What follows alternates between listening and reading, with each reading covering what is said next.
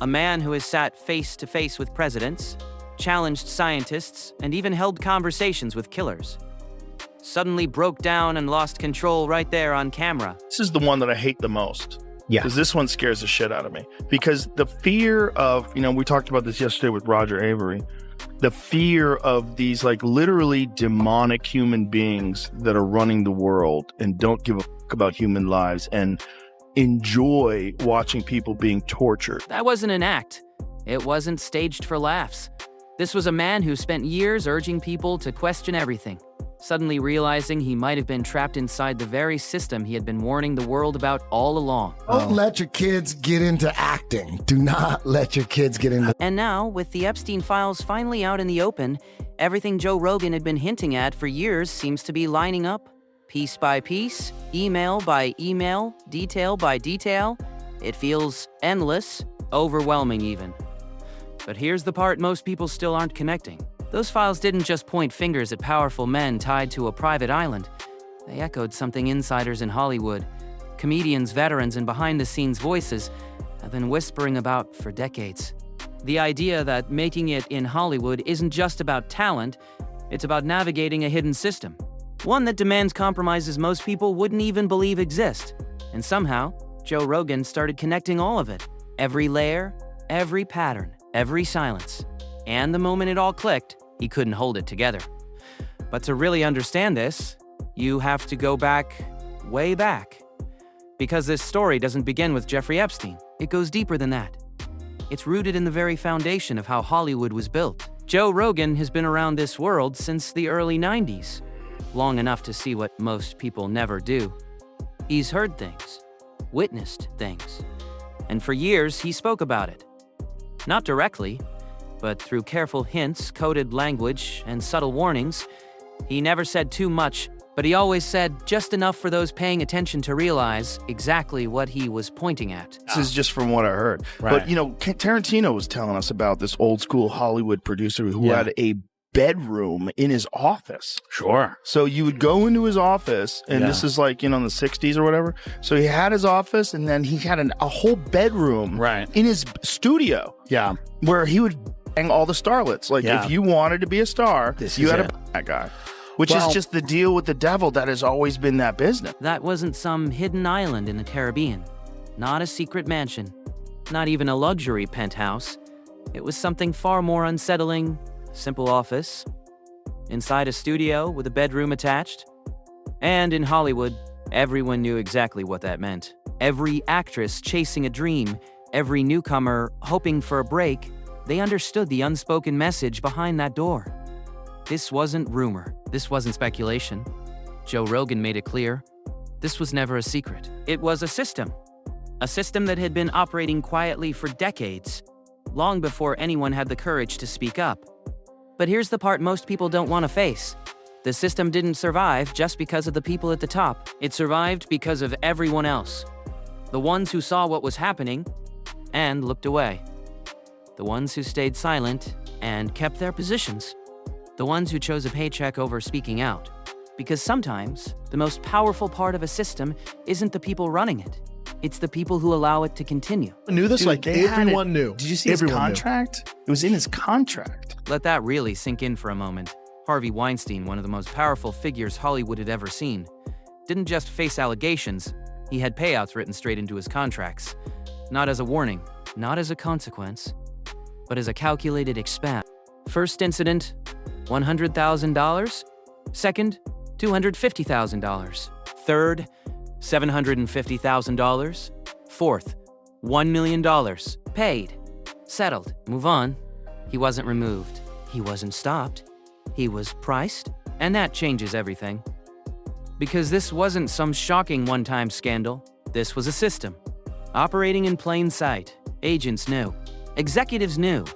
Even the same people who smiled beside him on red carpets, applauded him at award shows, and celebrated his success. They all played along.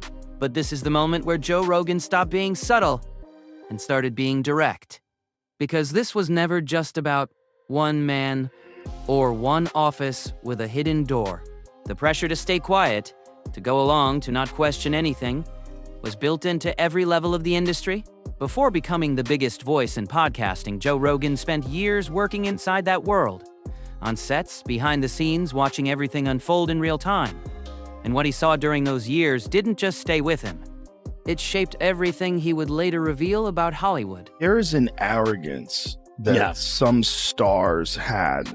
They would let you know that you are subhuman. You are below them.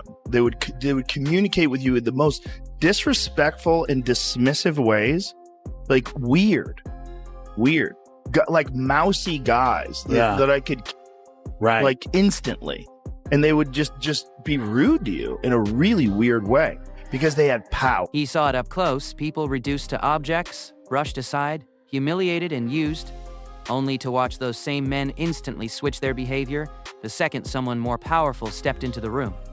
And that's when it started to click. This wasn't random. It wasn't just cruelty for the sake of it. It was a test. A calculated, silent test designed to show you exactly who held the power and to see whether you would accept it. Because in that world, the rules were simple. Stay quiet, and doors would open. Play along, and opportunities would appear. But push back, question it, you'd be shut out completely. That's how the system maintained control. And then, there was an even darker layer to it all. The part most people didn't want to talk about. The part involving the children. Hollywood managers who manage kids, it's a racket, man. Did you hear that kid from Strange... These kids, dude. And this was Joe Rogan years ago, long before the Epstein files surfaced, long before Diddy's arrest made headlines. He already knew. He knew that children in Hollywood were being exploited, that the very managers and guardians meant to protect them were often the first to enable the abuse. And he wasn't alone in seeing it. Sturgill Simpson, a country music outsider who spent years observing Nashville from the inside, confirmed the same horrifying truth to Joe Rogan. The sickness wasn't just in Hollywood. It had spread into the music industry too. He said the same thing exists in music. What? He said in music there's a bunch of pedos and pederasties. About the whole entertainment so it's business. women and kids. Mostly get abused. kids. Film, television, music, different industries, same system, same silence, same hidden price of admission. And now, the story becomes impossible to ignore. For years, whenever Joe Rogan spoke about Hollywood's dark underbelly, people dismissed him, calling it conspiracy theory, paranoia, or just drama. But then the Jeffrey Epstein files began to surface, and suddenly, everything Joe Rogan had been hinting at for over 2 decades wasn't just speculation anymore. It had names, faces, documents, proof. So tangled. You know, the whole thing is just, I think everybody who looks at it realizes this is a rabbit hole that just goes to the center of the earth. And there's so many people involved in More than 305 names. The files revealed over 305 individuals, elite figures spanning entertainment, government, finance, and even royalty. And suddenly, what Joe Rogan had been describing for years, a culture of coercion, manipulation, and control inside Hollywood, was no longer just theory. It had documentation, evidence, proof. Think about what Jeffrey Epstein really represented. Strip away the private island. Forget the jet. Ignore the infamous Black Book for a moment. What you see is a man who knew exactly what the powerful wanted and built a whole system to deliver it. And make no mistake, the system wasn't just about women on an island. It was far bigger, far deeper, and far more calculated than anyone could imagine. Everybody is a supplier. Epstein, Weinstein, like these guys knew what these extremists liked and provided it. Epstein and Weinstein, 2 men, 2 networks, but one shared purpose. Weinstein controlled the talent pipeline, who got roles, who won awards, who gained credibility in the industry. Epstein, he provided access to something far darker. And according to both Joe Rogan and Cat Williams, these 2 networks weren't separate at all. They were intertwined, feeding the same relentless machine. The Epstein files are beginning to confirm it. One email that surfaced even referenced a torture video sent to Epstein by a foreign dignitary, not as evidence, not as investigation material, just as part of the network's hidden operations. There was one where this one guy is saying to him, "Thank you for the torture video." It's literally a part of an email. The actual quote, "Thank you for the torture," like enjoyed the torture video. It's so gross. Sit with that for a moment. This wasn't a rumor. This wasn't speculation. It was an email from a man who ran one of the world's largest port operations, thanking Jeffrey Epstein for sending him a video of someone being tortured. And the files make it clear this man had been connected to Epstein for years. They discussed women. They discussed world leaders. They discussed business, all while exchanging some of the darkest, most unimaginable content through private messages. Now ask yourself, if a shipping billionaire was operating at this level, what were the Hollywood elites on the same guest list doing behind closed doors? This revelation is the part that's gone viral. And it also shows you exactly why Joe Rogan reacted the way he did. For years, he's been one of the most measured voices in alternative media, letting guests speak, playing devil's advocate, pushing back, rarely showing emotion out of control. But when the Epstein files dropped and the connections to Hollywood became undeniable, something inside him shifted. That I hate the most. Yeah. Because this one scares the shit out of me. Because the fear of, we talked about this yesterday with Roger Avery, the fear of these like literally demonic human beings that are running the world and don't give a fuck about human lives and enjoy watching people being tortured, enjoy watching people killed, participating in ritual sacrifice of people. And they do it in order to show that you're a part of a team and we know that has always historically been a real thing. This wasn't some calculated performance reading carefully crafted talking points for the cameras. This was Joe Rogan, a man who had spent years piecing together a story that had unfolded in real time before his eyes, finally letting himself feel the full, staggering weight of what it all truly meant. He used the word demonic. He spoke of ritual sacrifice. And he wasn't theorizing, he was reacting to the evidence sitting right there in the files. Backing him up completely was Roger Avery, the Academy Award-winning screenwriter who co-wrote Pulp Fiction and had spent decades navigating Hollywood's inner circles, confirming that what Joe Rogan was saying wasn't exaggeration. It was reality. Man, like that's Do you think so that you think is real? So well, yeah. Not only that, I think that there's sacrifices going on every day in Los Angeles. I mean, allegedly, high-level musicians, let's say, high-level female musician, is chickens every day doing sacrifices, high level. Well, I don't want to say. I don't want to say names because I don't want to get sued, and I don't want to be dead either. I don't want to be dead either. That's an Oscar-winning filmmaker speaking, not some anonymous online account warning Joe Rogan that they can't name names because they fear for their life. This isn't paranoia. This is a man who has seen enough to understand the real consequences of speaking out. And now here's the question. Nobody seems to be asking loud enough. If this is the system, if this is what Hollywood demands, what happens to the people who refuse? The clearest example is Dave Chappelle. In 2004, Dave Chappelle was the hottest comedian on the planet. His show pulled in tens of millions of viewers. Comedy Central came to him with a $50 million offer to keep the show going, and Dave Chappelle walked away. At the time, the industry called him crazy. The press labeled him unstable. Oprah even brought him on her show asking, with a straight face, why he would turn down that kind of money. It's bigger than money, though, Dave. It's so much bigger than money. Oh, no, it was bigger than money. But you know what? I watched one of these nature shows one time, and they were talking about how a bushman finds water when it's scarce. And they do what's called a salt trap. I didn't know this. Apparently, baboons love salt. Okay. So they put a lump of salt in a hole, and they wait for the baboon.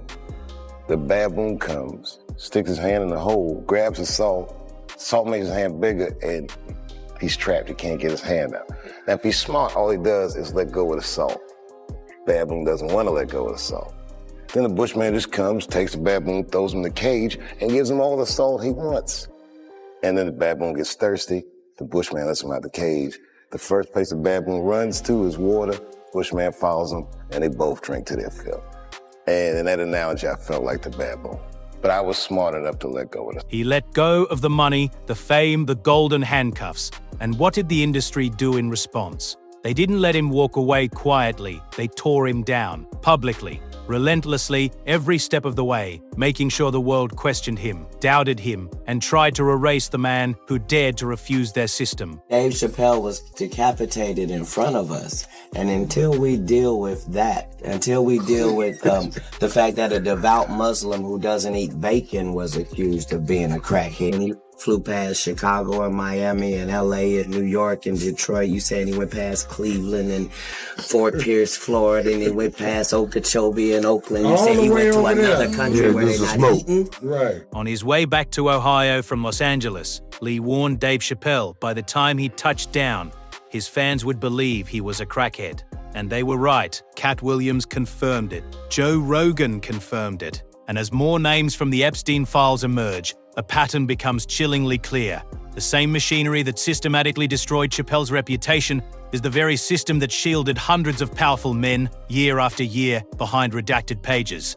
How did they protect themselves? Through character assassination, through controlled narratives, through an unspoken industry consensus. Speak out, and you will be made to look insane before your words even leave your mouth. And here's what Joe Rogan can't get past. The files aren't just shocking for what's in them, they're shocking for who was protecting the perpetrators. Take Howard Lutnick, the current United States Secretary of Commerce.